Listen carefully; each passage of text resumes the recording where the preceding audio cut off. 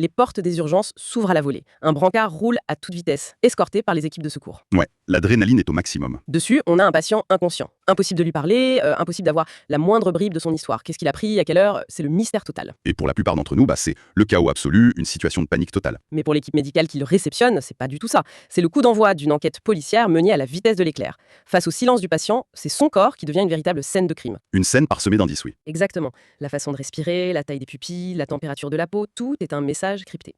Le but du jeu, décoder ce langage secret en une fraction de seconde pour prendre les décisions qui s'imposent. Je suis ravie de vous retrouver pour cette nouvelle exploration en profondeur. Et je suis prêt à décortiquer tout ça avec toi. Aujourd'hui, notre analyse se penche sur un document fascinant, un guide clinique détaillé et des protocoles d'intervention en urgence pour les intoxications aiguës. Et pour être clair d'emblée, l'objectif de notre plongée au cœur de ces sources, c'est pas de distribuer un diplôme de médecine express. Ah non, pas du tout. Ce qui est vraiment captivant ici, c'est la mécanique intellectuelle à l'œuvre. L'idée, c'est d'extraire les algorithmes mentaux que ces médecins déploient pour ordonner le chaos. Comment on structure une pensée face à l'urgence vitale? Comment éviter les pièges thérapeutiques qui se cachent derrière de fausses évidences? C'est une immersion dans une logique implacable. Quand le temps est compté, chaque geste médical est dicté par cette logique. Et le décor planté par nos sources est particulièrement lourd. Oui, les chiffres font froid dans le dos. Dès l'introduction, une statistique saute aux yeux. 90%. 90%? 90% de ces intoxications médicamenteuses sévères, celles qui atterrissent aux urgences ou en réa, sont des actes volontaires, des tentatives de suicide. C'est pas l'enfant qui avale un produit d'entretien par accident, c'est un geste vraiment intentionnel. Et sur la première marche de ce podium tragique, on trouve systématiquement la même classe de médicaments. Les benzodiazépines, donc les fameux calmants ou somnifères. Mais cette statistique de 90%, elle cache une autre réalité clinique, non?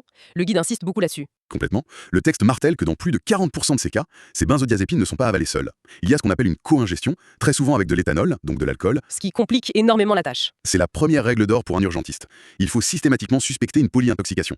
S'arrêter à la première boîte de médicaments vide qu'on trouve sur la table de chevet, c'est une erreur de débutant. Mais j'ai été très marquée par le paradoxe monumental de la mortalité dont parle le document. Ah oui, c'est le point le plus troublant de ces données épidémiologiques. D'un côté, on voit que la machine médicale est d'une efficacité redoutable. La mortalité initiale à l'hôpital est infime, moins de 3 décès pour 1000 patients. C'est un véritable triomphe de la réanimation. Mais de l'autre côté, le risque de récidive fatale dans l'année qui suit l'intoxication, il bondit entre 5 et 10%.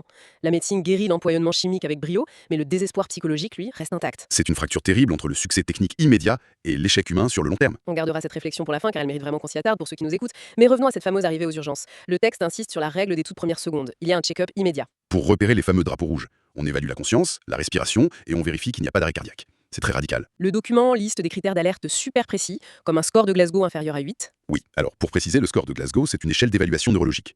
Et tomber sous la barre des 8, ça signifie clairement qu'on est face à un coma sévère. Il y a d'autres signaux de détresse absolus à repérer instantanément, j'imagine. Bien sûr, une fréquence respiratoire qui s'effondre sous les 12 mouvements par minute, ou au contraire qui s'emballe au-delà de 20, une pression artérielle qui chute dangereusement, ou encore une hypothermie sévère. Et j'ai lu qu'on cherchait aussi des signes de rhabdomyolyse. Ouais, c'est un terme un peu barbare qui désigne simplement la destruction des cellules musculaires. Ça arrive typiquement quand une personne est restée inconsciente de longues heures sur le sol et qu'elle a écrasé ses propres muscles sous son poids. Et face à ces signaux, les actions fusent. Oxygène à haut débit, mise en position latérale de sécurité, la PLS pour éviter l'étouffement, et puis le scope, le branchement au moniteur pour surveiller le cœur en continu. Jusque-là, la mécanique semble très classique. Mais justement, au milieu de tout ce déploiement technique face à un empoisonnement grave, je suis tombée sur une petite ligne du protocole qui m'a scotché. Il est exigé de faire, dans les toutes premières secondes, une simple glycémie capillaire. La petite piqûre au bout du doigt. Voilà, pour vérifier le taux de sucre. Je me suis dit, pourquoi chercher un manque de sucre quand tout crie à l'overdose de médicaments? Eh bien, c'est l'essence même de la rigueur scientifique. C'est le diagnostic différentiel. Le cerveau humain a cette fâcheuse tendance à chercher ce qu'il a envie de trouver. On voit un patient inconscient, des plaquettes de pilules vides, l'équation semble évidente. On se dit tout de suite que c'est une intoxication. Sauf qu'une simple hypoglycémie, un taux de sucre dans le sang qui s'effondre, ça peut mimer de façon spectaculaire un coma toxique profond. Et l'ironie dans tout ça, c'est que ça se corrige en quelques secondes avec une simple ampoule de sérum glucosé. Ne pas vérifier le sucre d'emblée, c'est risquer d'embarquer le patient dans des traitements lourds. Et totalement inutile, oui. Le protocole oblige à balayer systématiquement les fausses pistes. Il y a une bosse ou une plaie sur la tête. Si oui, le scanner cérébral devient impératif pour écarter une hémorragie interne, un traumatisme crânien. Et s'il y a de la fièvre ou une raideur de la nuque? Alors là, il faut penser à une méningite, un syndrome fébrile. Le médecin doit consciencieusement éliminer la traumatologie et l'infectiologie avant d'avoir le droit de se concentrer pleinement sur la piste toxicologique. C'est le triomphe du doute méthodique en fait. On n'avance que par élimination. Et une fois qu'on est à peu près sûr que c'est un poison chimique qui est à l'œuvre, comment on fait la différence entre les substances? Le document introduit le concept des toxidromes. Je suis fascinée par ce terme. C'est un concept vraiment clé. Toxidrome, c'est la contraction de toxique et de syndrome. C'est un peu comme les empreintes digitales des toxiques sur notre corps. C'est une très belle image. C'est un regroupement de symptômes cliniques très spécifiques qui trahissent la famille du poison. Le corps réagit de manière stéréotypée à certaines classes chimiques. L'exemple le plus frappant, c'est le contraste entre les différents dépresseurs du système nerveux. Par exemple, entre les opioïdes et les benzodiazépines. Exactement. Si on prend une intoxication aux opioïdes, comme la morphine ou l'héroïne, et une intoxication aux benzodiazépines, un œil non entraîné ne verrait que deux personnes profondément endormies. Un coma calme. Mais l'empreinte digitale est différente. Totalement. Pour l'opioïde, le coma s'accompagne d'une respiration qui devient dangereusement lente, la bradypnée, et surtout il y a un signe oculaire majeur, des pupilles contractées à l'extrême, réduites à des têtes d'épingle. C'est le fameux myosis serré. Et pour le toxydrome myorelaxant lié aux benzodiazépines, c'est différent. Le coma est calme, mais avec une hypotonie musculaire et l'abolition des réflexes. Le corps devient complètement flasque. Voilà, en observant simplement la taille de la pupille et la tension d'un muscle, le médecin devine la molécule. D'accord, donc la différence se joue sur des détails très précis, et ça, c'est pour les substances qui endorment. Mais le texte décrit aussi des toxydromes liés à des stimulants, et là, la mécanique a l'air beaucoup plus explosive. Il y a 3 syndromes stimulants majeurs qui reviennent, l'anticholinergique d'abord. Le syndrome qu'on surnomme souvent chaud et sec. C'est ça. Le patient est confus, les pupilles sont dilatées, La midriase. avec une tachycardie et souvent une rétention urinaire, le globe vésical. Ensuite, on a le syndrome sérotoninergique. Là, on observe une grande agitation, des secousses musculaires involontaires qu'on appelle myoclonie. Il y a aussi une hyperthermie et les diarrhées. Exactement. Et le troisième, c'est le toxydrome adrénergique. La tempête parfaite. Agitation extrême, tension artérielle qui crève le plafond, cœur très rapide et un risque majeur de convulsion. C'est impressionnant de voir l'urgentiste lire le corps comme ça pour faire le tri. Mais l'examen clinique a quand même ses limites. Le guide insiste lourdement sur un examen machine obligatoire, une étape vraiment non négociable, même si le patient a l'air d'aller très bien. C'est l'électrocardiogramme, le CG systématique. Oui, le CG est impératif. Mais pourquoi cette obsession pour le tracé cardiaque si le patient a juste pris une boîte de somnifères? Parce que les poisons les plus mortels cachent souvent leur jeu, et le cœur est leur cible favorite. Le CG, c'est un peu comme vérifier le tableau électrique d'une maison. Le cœur n'est pas qu'une pompe mécanique, c'est un circuit électrique extrêmement sophistiqué. Et certaines molécules viennent pirater ce circuit en silence. Quelles sont les menaces invisibles que le médecin cherche sur ce tracé? Le document met en garde contre 2 menaces majeures. La première, c'est l'effet stabilisant de membrane. Pour garder la métaphore électrique, c'est comme si les câbles principaux étaient englués. Sur l'écran, cela se traduit par une onde qui s'élargit anormalement, le complexe QRS. Et s'il voit ça, il fait quoi? Le traitement est spécifique et immédiat. C'est du bicarbonate de sodium molaire à 8,4%. Ça force chimiquement le passage du courant. L'autre grande menace, c'est le bloc potassique. Qui allonge l'espace QT sur le tracé. Exactement. Et là, le risque est terrifiant. C'est le déclenchement de torsades de pointe. Le cœur se met à battre de manière anarchique. Et ça peut dégénérer en arrêt cardiaque mortel en quelques secondes. C'est faux. Sans le CG, ces menaces passeraient sous le radar. Et pour le reste des examens, quelle est la stratégie? Est-ce qu'on cherche toutes les toxines possibles dans le sang? Alors, étonnamment, non. La stratégie, c'est de ne surtout pas faire d'examen inutile. Tout dépend des symptômes. Si on a un patient asymptomatique, qui est réveillé avec des constantes normales, on observe. Peu d'examens sont nécessaires. Et s'il est symptomatique? S'il a un score de Glasgow inférieur à 14, là, le bilan de sévérité est immédiat, avec des dosages spécifiques urgents. Le laboratoire a l'obligation de rendre les résultats en moins de 2 heures pour des molécules comme le paracétamol, le lithium ou la digoxine. Une vraie course contre la montre. Bon, on a identifié le toxique, il faut maintenant l'éliminer. Et là, j'aimerais qu'on parle du mythe du charbon activé. Ah, la fameuse potion noire. C'est ça, on a tous cette image de film où le médecin force le patient à avaler un grand verre de charbon noir liquide. Mais selon nos sources, on ne donne pas du charbon activé automatiquement. C'est loin d'être la panacée. Il faut respecter 3 règles très strictes. 3 verrous, oui. Premièrement, l'ingestion doit remonter à moins de 2 heures. Au-delà, le poison a déjà quitté l'estomac. Deuxièmement, les voies aériennes doivent être sécurisées. Donc le patient doit être conscient pour éviter l'inhalation. Absolument. Si le charbon part dans les poumons, c'est une catastrophe.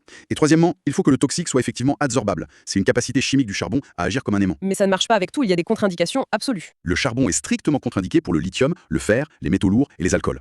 La structure de ces éléments fait que le charbon glisse dessus sans rien accrocher.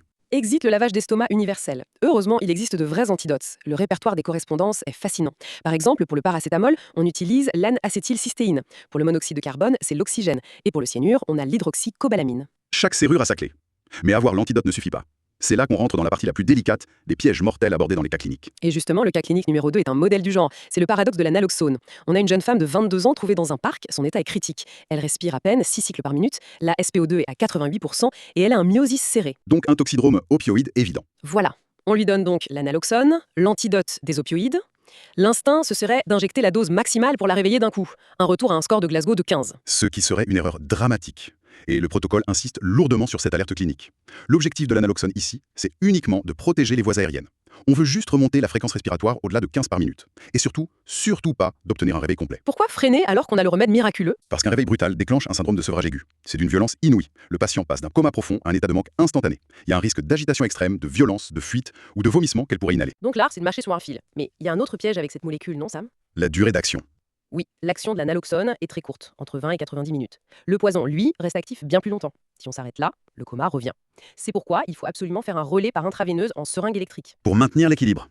C'est chirurgical.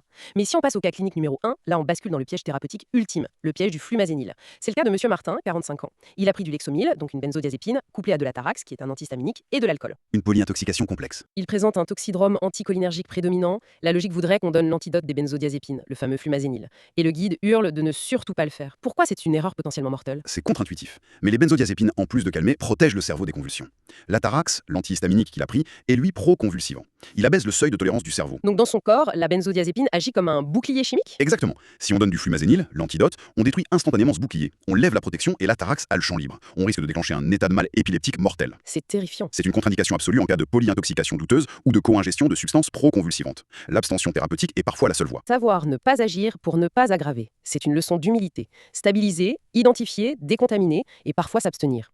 Mais notre analyse ne serait pas complète sans parler de l'après, au-delà de l'urgence vitale. L'histoire ne s'arrête pas aux portes de la salle de déchocage. Le document rappelle une règle primordiale. Une évaluation psychiatrique ou addictologique est obligatoire avant toute sortie, sans exception. Même pour les patients qui n'ont presque pas de symptômes? Même pour les patients asymptomatiques, qui sont de toute façon surveillés 4 à 6 heures. L'objectif est d'évaluer le risque suicidaire et l'environnement social. Il faut s'assurer que le patient est en sécurité psychologique. Et ça nous ramène de façon percutante aux données du début. Et c'est la pensée finale que je voulais partager avec ceux qui nous écoutent. La médecine d'urgence a développé une efficacité chimique et algorithmique redoutable qui ramène la mortalité hospitalière initiale à moins de 3 pour 1000. C'est un chiffre exceptionnel. C'est un exploit. Pourtant, on a ce risque de récidive fatale de 5 à 10% dans l'année qui suit.